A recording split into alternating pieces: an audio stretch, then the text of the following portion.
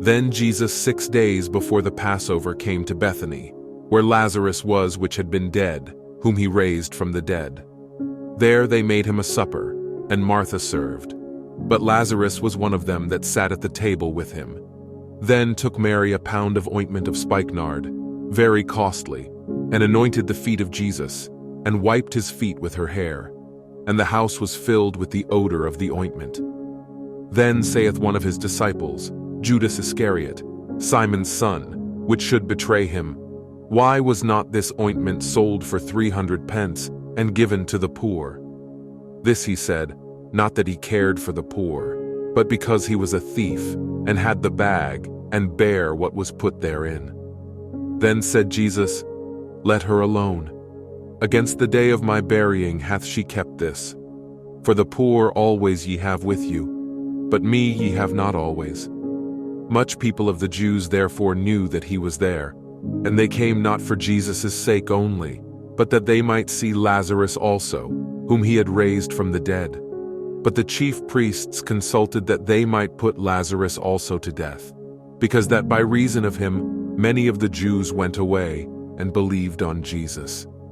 On the next day much people that were come to the feast, when they heard that Jesus was coming to Jerusalem, took branches of palm trees and went forth to meet him and cried, Hosanna! Blessed is the King of Israel that cometh in the name of the Lord. And Jesus, when he had found a young ass, sat thereon, as it is written, Fear not, daughter of Sion. Behold, thy king cometh, sitting on an ass's colt. These things understood not his disciples at the first. But when Jesus was glorified, then remembered they that these things were written of him, and that they had done these things unto him. The people therefore that was with him when he called Lazarus out of his grave, and raised him from the dead, bear record.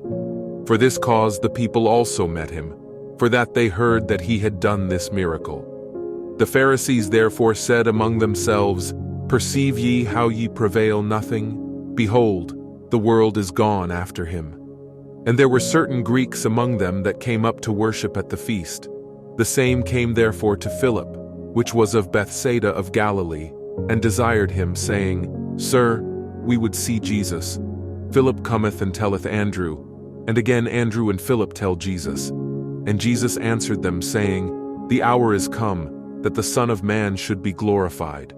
Verily, verily, I say unto you, except a corn of wheat fall into the ground and die, it abideth alone. But if it die, it bringeth forth much fruit.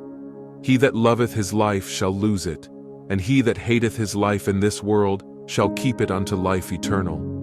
If any man serve me, let him follow me, and where I am, there shall also my servant be.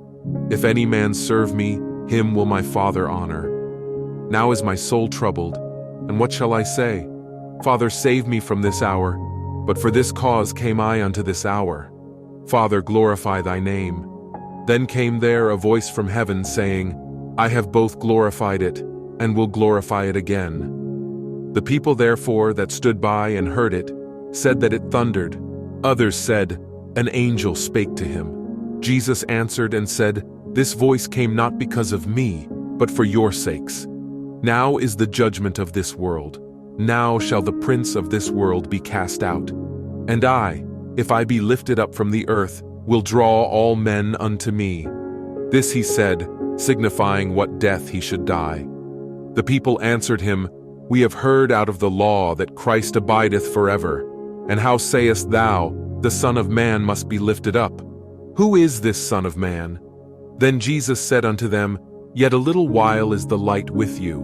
Walk while ye have the light, lest darkness come upon you. For he that walketh in darkness knoweth not whither he goeth. While ye have light, believe in the light, that ye may be the children of light. These things spake Jesus, and departed, and did hide himself from them. But though he had done so many miracles before them, yet they believed not on him. That the saying of Esaias the prophet might be fulfilled, which he spake, Lord, who hath believed our report? And to whom hath the arm of the Lord been revealed?